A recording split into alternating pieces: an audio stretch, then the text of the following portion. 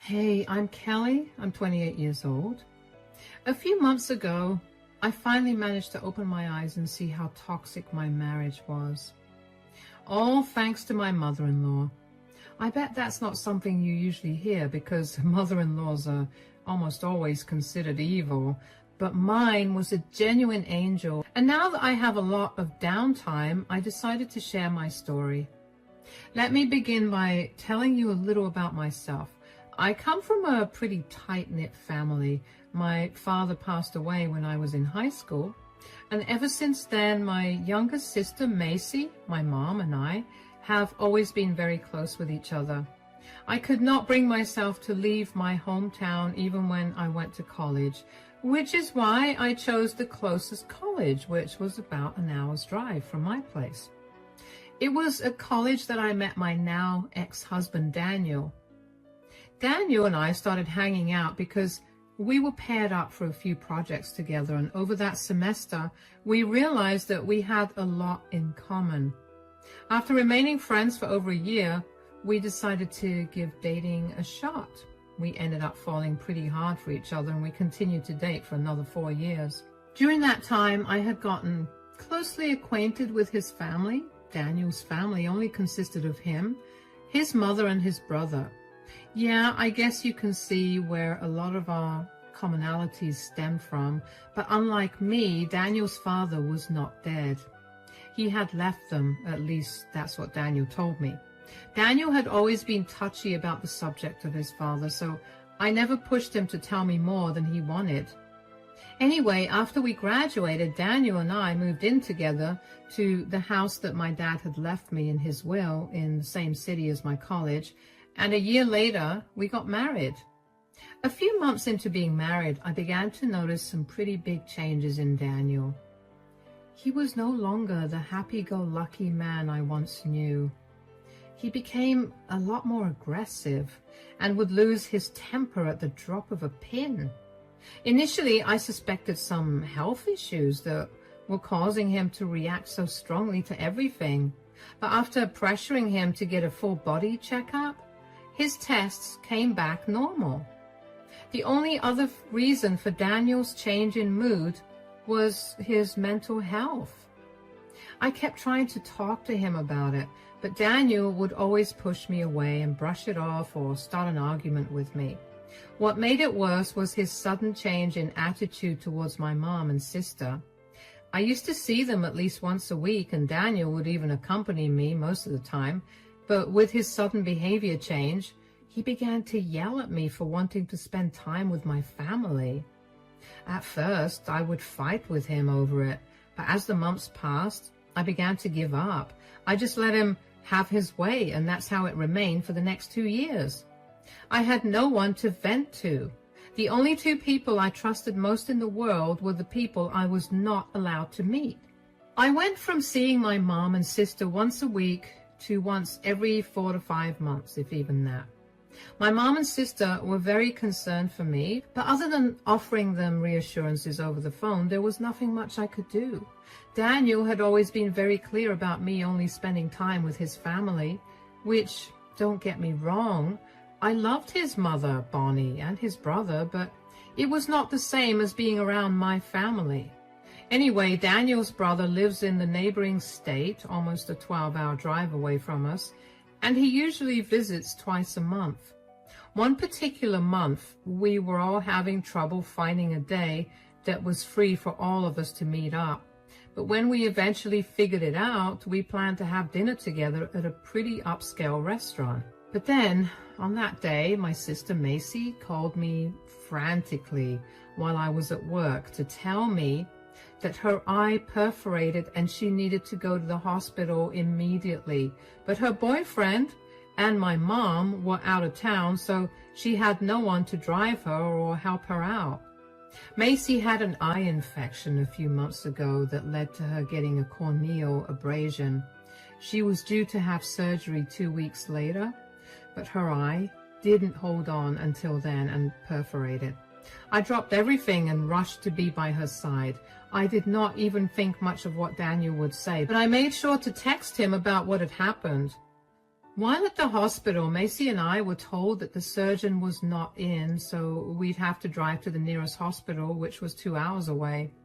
I offered to drive Macy because I didn't want her paying the ambulance fees. And just as we were done getting Macy's eye under control, Daniel called me. When I picked up the phone, he began yelling at me. "Where are you?" "I texted you about this.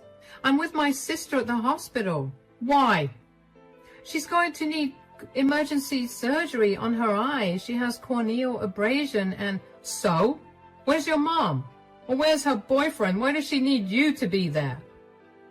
"Do you have any idea how scary surgery is? I'm here to be there for her because I'm her sister. Both my mom and her boyfriend are out of town." "Leave her alone. You made a commitment to my family." "Are you really asking me to prioritize dinner with your family over my sister's health?" "What have I told you repeatedly? My family will always be more important than yours." "And every time you told me that, you never answered why your family is more important." "Because I'm the man of the house. What more is there to say?" "That's the stupidest thing I've ever heard of." "I didn't ask for your opinion. I want you back home in time to make this dinner. You have no idea how many times I've had to reschedule this thing to make sure that everyone was free for it." "Just go ahead without me. I won't be able to make it in time. I have to take Macy to another hospital 2 hours away because the surgeon at this hospital isn't available today." "What?" "Just drop her off and come home. She'll be fine. She's not a child." "She may not be a child, but she's my sister. I'm not leaving her side till her surgery's done. I'll text your mom and let her know about my change in plans too. If it bothers you so much, I'm sure she'll be a lot more understanding than you are right now." "Who cares what my mother thinks? That's not the point. The point is that you're disrespecting me by putting something else above spending time with my family." "Something else?" "We're talking about my sister's emergency eye surgery. She could go blind by the end of the day if it's not fixed. Even dinner with the president would stop me from being by her side right now. So neither will this dinner. I will be back when I'm done." "You're not allowed to come back home. I don't want a rude, disrespectful person living under my roof." "Whatever. I have bigger things to worry about than your childishness." I didn't know how I suddenly found my voice, but I think seeing my sister in danger brought my old self back and I was able to talk back to Daniel. Usually I would have just caved, but when I didn't that time, I felt a rush of energy like I was free. I didn't get much time to dwell on it at that time, but after Macy's surgery was done and I drove her back home, I thought about it. I didn't know what to make of it. I loved Daniel with all my heart, but I also didn't think it was normal to feel good after standing up for yourself against your partner. I made sure to text Daniel's mother, Bonnie, and his brother an apology for not attending dinner, and both of them assured me that it was no problem. They asked me to keep them updated on my sister's progress, and seeing them be so understanding only made me more confused about why Daniel was so uptight about me not attending dinner with them.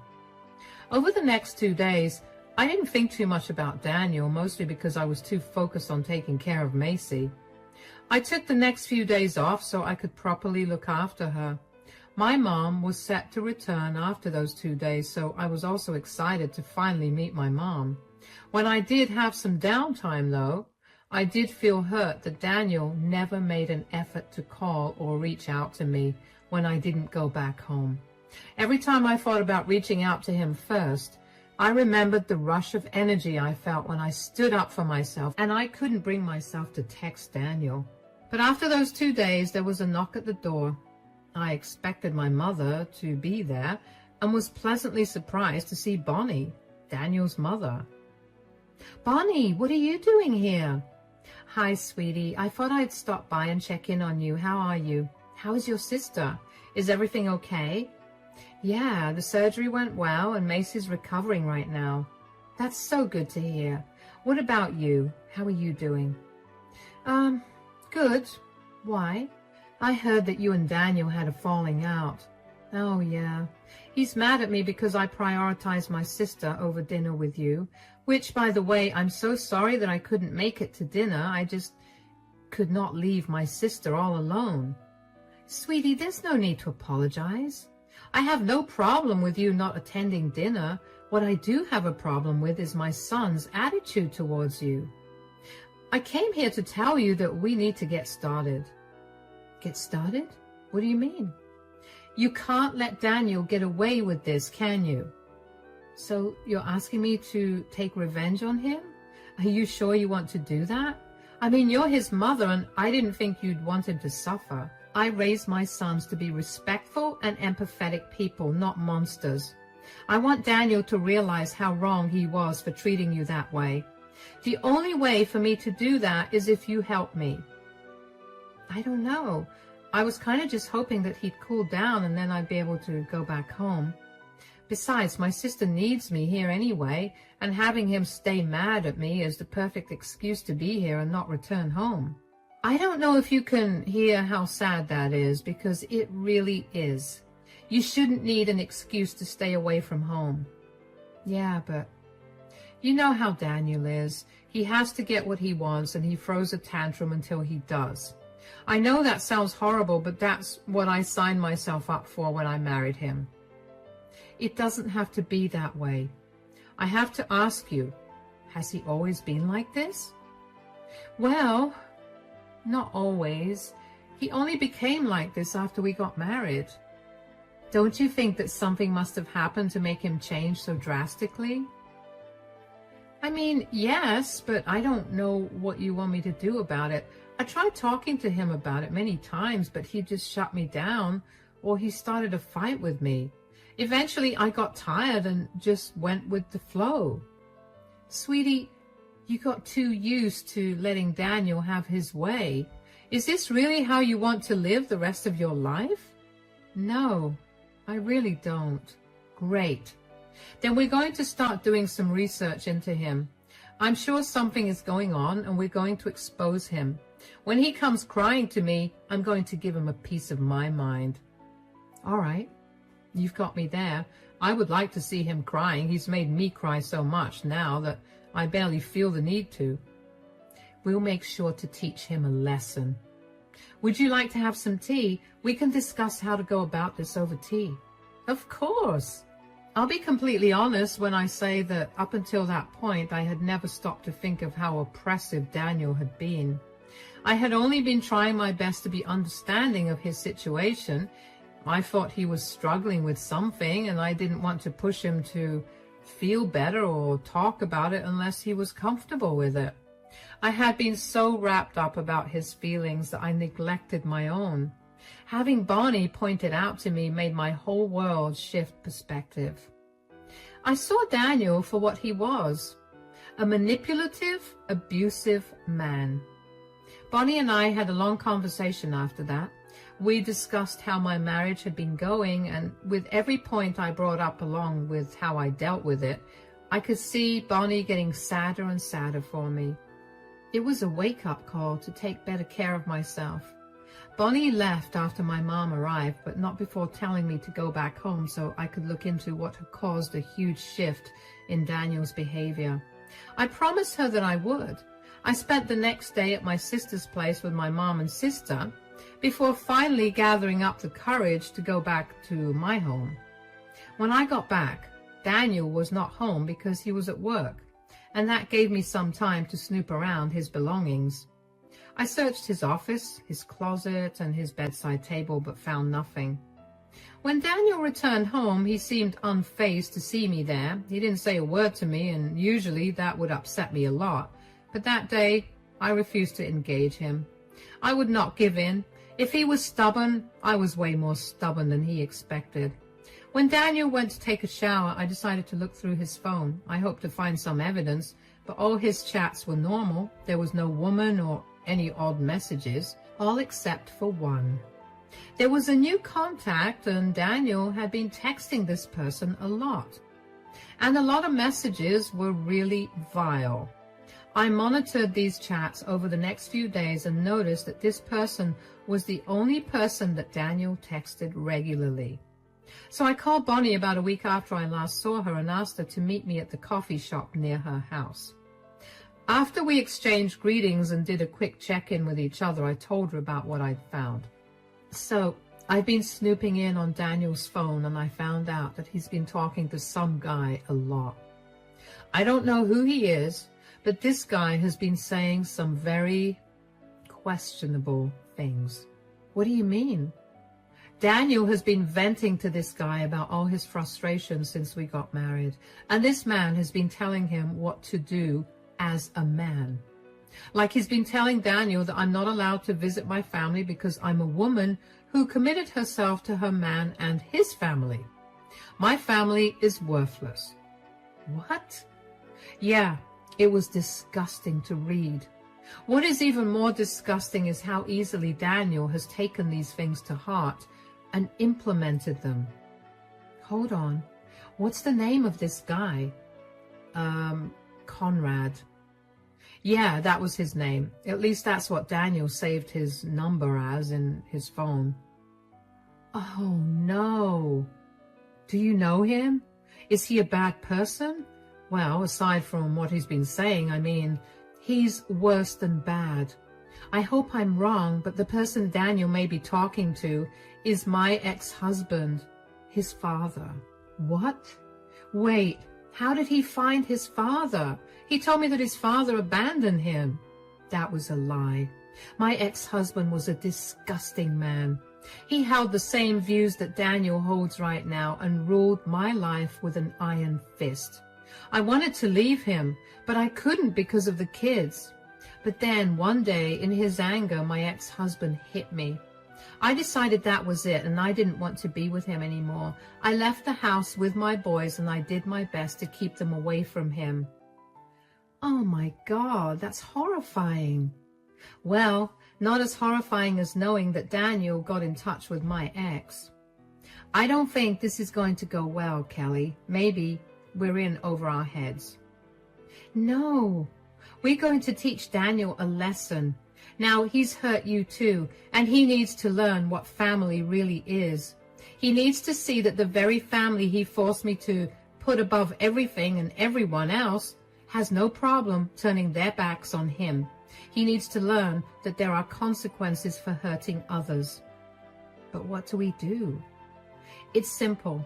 Daniel clearly seems like he idolizes his dad right now. Daniel meets his dad at the bar a few blocks down from my place every weekend. We can go and confront him there. He worked really hard to hide his interactions with his dad. I mean, he saved his contact with his dad's full name and never called him Dad in the chats. I'm sure he'd hate for you to see him with his father. And then I'll also hand him the divorce papers. I don't think he'll make the divorce easy for you. I hope you know that. Don't worry about that. The house and all the furniture in it is completely mine, and everything else he can take, which is technically only his stuff, so he can try to make the divorce hard, but it won't do anything. All right, let's get you to a divorce lawyer as soon as possible. I was shocked to find out the truth behind Daniel's father, and even more shocked that Daniel would willingly associate himself with a man who hurt his mother. Bonnie was quite literally one of the kindest people I'd ever met, and I could never imagine hurting her like this. Bonnie tried to act strong, but I knew that on the inside she was heartbroken, and that only made me want to hurt Daniel more. Over the next week, Bonnie and I started the filing process for the divorce, and when I got the divorce papers in my hand, Bonnie and I made our way to the bar where Daniel frequented to meet his father. We immediately spotted them, and before I could stop myself, I approached them. "Enjoying yourself, Daniel?" "What are you doing? Mom, why are you here?" "Oh, wow. Would you look at that? My ex-wife returned. I told you you'd come back. You're pathetic and weak like that." "I'm not returning to you, Conrad. I'm here for my son. Why have you been filling his head with garbage? Didn't you do enough damage to our family? You had to fill Daniel's mind with that garbage?" "Garbage? What I speak is the cold, hard truth. But of course a woman like you will never understand that because you don't have the intellect to. Do you seriously think that you're intellectually better than me? You don't even have a college degree and you can't stay employed for more than 3 months. People just cannot seem to stand the power of my masculinity. The whole world is going to the dogs. There are no real men left, and I was just teaching my son how to be a real man. None of what you say is good advice. I raised him to be kind and sympathetic, and in the span of a year, you changed him entirely. I want you out of his life. You're the most disgusting person I've ever met, and believe me, that is not something for you to be proud of. Mom, that's enough. Excuse me? You don't understand a word of what Dad's actually saying. You're just judging him without listening to him. Oh, trust me. I heard his speeches long before you did, and for a much longer period than you did. I know everything that this man believes in, and I worked very hard to protect you and your brother from that. You didn't protect us. You robbed us of our time with our father. Dad is not the horrible one. You are. Are you really picking the side of a man who hit your mom? He did what he had to do to straighten her out and put her back in her place. Wow. Who are you? This is not the man I married. That version of me was a weak, pathetic doormat who let everyone walk all over him. Now, I won't let that happen. Dad has opened my eyes, and I'm never going back to being that way. You're making this a whole lot easier than I thought it was going to be. Here, I want a divorce. Is this Yes. And before you even think of asking, no, I'm not going to change my mind.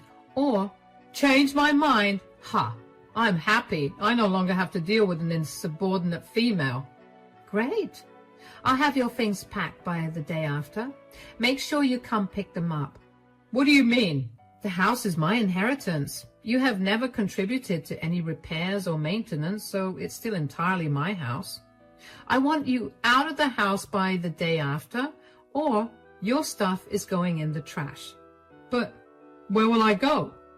Ask your manly dad to help you out with that. I'm sure that he'll be able to perform a miracle for you, since all you can do is glorify him. Come on, Bonnie, let's get out of here. I grabbed Bonnie's hand and let her out of the bar. She was frozen in shock. She never expected Daniel to take his father's side against her, and she definitely did not expect Daniel to call her a horrible mother for shielding him from the monster that was his father. Bonnie was silent the entire way home, and only when I reached her place did she cry. I hugged her and did my best to comfort her.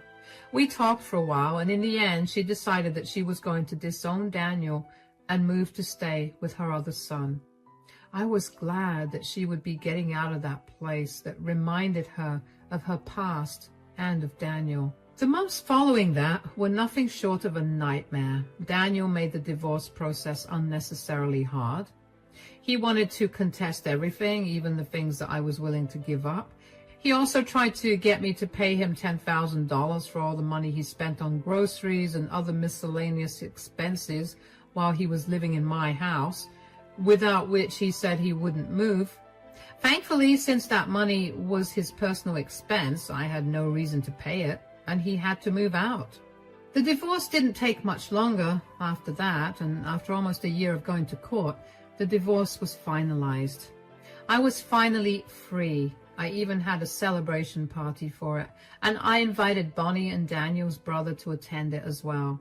For a few weeks, everything was quiet. I was getting used to being alone at home. I made sure to change the locks, added an extra lock, the one with the chain that allows me to open the door just a little bit, and install security cameras at the front and back doors. It was a good thing I did all of this, because one day, Daniel showed up at my front door. He looked disheveled and like he hadn't eaten or taken a shower in weeks. I had no idea where he was living, nor did I care. I kept the chain lock on and only opened the door a smidge to talk to him. Yes, what do you want? I made a mistake. Is that so? I'm so glad you recognize that. Now, if you'll excuse me. No, wait. Aren't you at least a little curious as to why I'm saying I made a mistake? Not really. The day I asked you for a divorce, I stopped caring about you. You showed me your true colors, and I was done letting you get away with everything just because I loved you. I know you're mad and upset, but I'm sorry for the way I treated you. My dad got in my head, and I guess it's because I never got to experience a father-son relationship ever. I should never have tried to find the man. I lost my wife and my family at the same time with that mistake. Is there any chance that you could forgive me? Sure, I forgive you. Really? Just like that? Forgiving you doesn't mean I've forgotten about how easily you got manipulated and you complied to treat me like I was nothing. I'm forgiving you for my sake, not yours. That's fair, I guess, but I'm in a really rough spot right now. Could you help me out? Remind me again why you suddenly realized that your father is not a good man. Well, I asked him if I could move in with him, and he told me that he was not going to house a grown man. Then he called me a bunch of names that snapped me out of whatever I was under. You're too late for that. You betrayed your mother, who single-handedly raised you and loved you with all her heart and soul, for the man who hit her and made her a single mother to begin with. You showed me that you don't actually care for me because it did not take much for you to decide that you were going to treat me like I was your servant instead of your wife. You can apologize all you want, but none of us are going to help you. You did this to me. The least you could do is let me live here. I promise I'll stay out of your way the entire time. Absolutely not. You chose this path, now walk it. Leave me and your poor mother out of it. Goodbye. I shut the door with as much force as I could. I really did not want Daniel back in my life.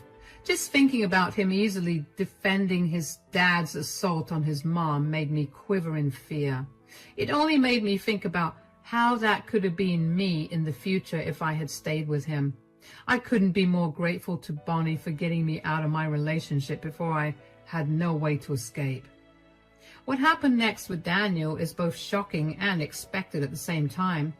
Daniel continued to go to the same bar he had been going to for the past year to meet his dad and ended up running into his dad there again. They began talking and somehow they broke into a fight, apparently. Daniel got angry with his dad for ruining his life and for not letting him live with him. In his drunken state, Daniel punched his dad so hard that he ended up falling and hitting his head against a sharp corner. Daniel's dad was rushed to the hospital but suffered no major injuries. He did decide to press charges against Daniel, though. Daniel was initially charged with intended assault, but with statements from Bonnie and his brother, they were able to reduce the charges to assault without intent. Daniel's intoxication was of no use as a defense because of Daniel's very sober thoughts of violence that he very proudly showed off to everyone. As a result, he was sentenced to 3 years in prison with parole. I was more shocked that I didn't feel anything when I heard this news from Bonnie than when I heard the actual news. It is sad to think about how I went from loving this man with everything in me to feeling absolutely nothing. I wasn't lying when I said I forgave him. I didn't want to be burdened with a grudge, so I forgave him for my peace. I'll never forget what he did and said, though. Those words and actions will haunt me forever, and I'll be okay with that in time. Bonnie has officially moved to stay with her other son. She's a lot happier there, and we still keep in contact. It's been a few months since Daniel and I got a divorce, and I've had the time of my life doing whatever I want to. And of course, spending time with my family. And yes, Macy is doing a lot better, especially now that she has me by her side whenever she wants. Thank you for listening.